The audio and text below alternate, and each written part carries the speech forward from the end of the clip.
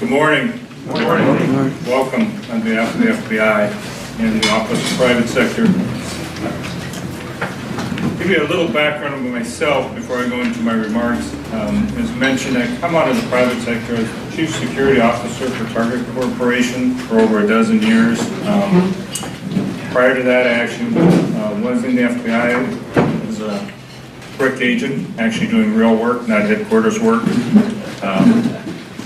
And after leaving the Bureau, I practiced law for a short period of time, but quickly found out that did not make my heart beat faster, so moved on to corporate. So a couple of years ago, Director Comey looked at their efforts around the private sector and determined it was time to formalize their efforts, and I'll speak a little bit to that in my remarks, and set up an Office of Private Sector with the mission of building a strategy and formalizing outreach to the private sector, engaging with the FBI. So that's why I'm here today.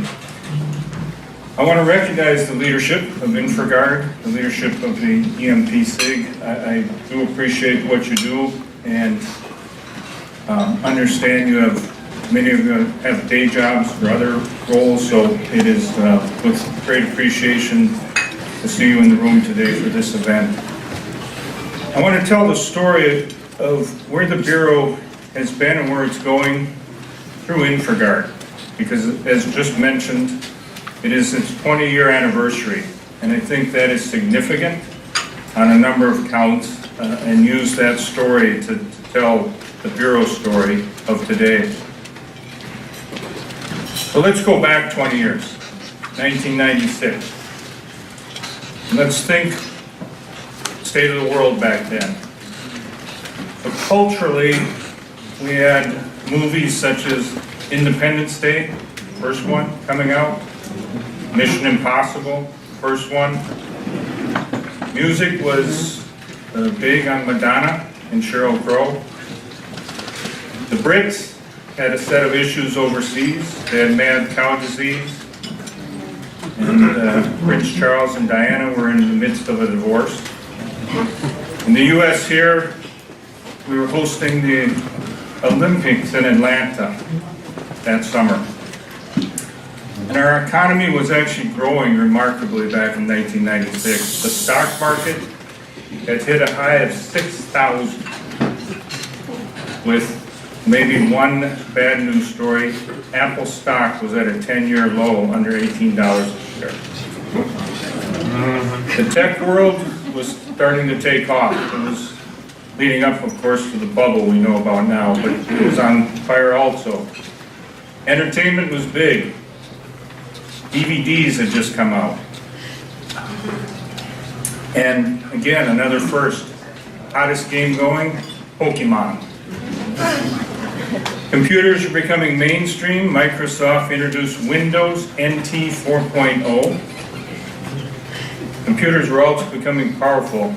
IBM's Deep Blue defeated chess champion Gary Kasparov in a chess match. First time ever a computer beating a human at that level. And on a practical day-to-day matter, email replaced postal service for the most messages being transmitted on a regular basis. For the FBI, a few things were happening that I think are very significant. One, as even now with the Terrorist Act, we had the bombing at the Olympics that summer. We were able to actually arrest the Unabomber, Ted Krasinski, that summer. And then a very low profile, but an event of great significance, as we now know, Osama bin Laden was expelled from Sudan and went to Afghanistan that year.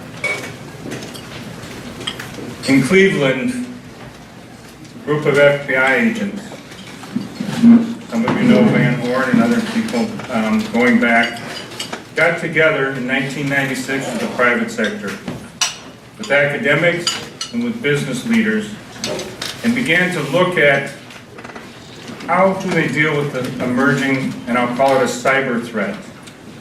keeping in mind how primitive the threats were back then. They were primarily intrusion or breaches. And not only what they were, but how to counter it, how to prevent, how to mitigate them. From the FBI, this is rather unique from a couple perspectives. One, cyber was brand new, so as a threat, it really wasn't mapped well. It wasn't high on what would later be our threat band. And the second thing, this was a public-private partnership. So I served previously in the Bureau. At that time, the only time you dealt with the private sector was to interview them for a 302 or to serve them with legal process. You did not work with them. So this is rather unique how it started, InfraGard in 1996. I would describe it as over the horizon. It was literally ahead of the threat because cyber threat had not emerged to what it's become today. Now, you also have to keep in mind, if you go back at that point, just to give you context, at that point in time, there was no U.S. CERT, there was no DHS or NKIC, there were no ISAC, no service providers like FireEye and CrowdStrike. There was no focus on cyber. And this group, public and private, began that back then. So let's fast forward to today. I think we would all agree the world has changed much. The threats have evolved immensely, and the FBI is evolving with them. The Director Comey and the FBI leadership defined our mission to protect the American people and uphold the Constitution. It's sort of classic for us. But they also defined our vision, what we aspire to. Let me read it to you. It is ahead of the threat through leadership, agility, and integration. Let me highlight a couple things about this vision. One, ahead of the threat. Something we learned post 9/11 to be with counterterrorism, but now we're applying across the Bureau as a whole. The mindset to be out in front. Through leadership, that's internal to us, to find the right leaders to take us there. Agility. This one is challenging, and I had some conversations before I came up here.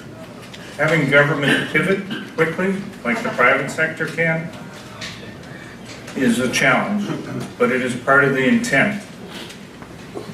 And integration. So what is meant by that, by the director, is integrating within the FBI, within USG with our partners, with the public sector, law enforcement, which we did after 9/11 and developed all sorts of fusion centers, JTTFs, and now through the Office of Private Sector with the private sector to integrate so that we are close to you in a formal, strategic manner.